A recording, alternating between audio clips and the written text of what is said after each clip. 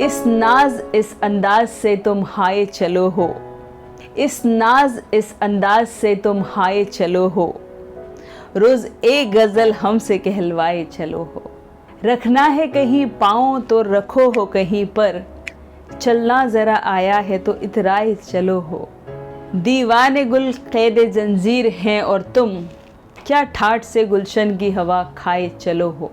मैं में कोई खामी है ना सागर में कोई खोट, मैं में कोई खामी है ना सागर में कोई खोट, पीना नहीं आए है तो छलकाए चलो हो।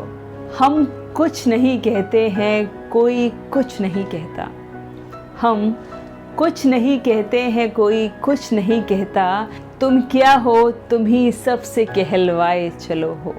जुल्फ़ों की तो फितरत है लेकिन मेरे प्यारे, जुल्फ़ों की तो फितरत है लेकिन मेरे प्यारे, जुल्फ़ों से ज़्यादा तुम ही बल खाए चलो हो।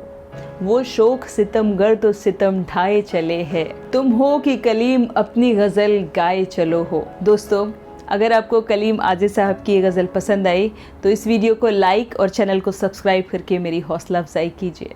बहुत बहुत शुक्रिया।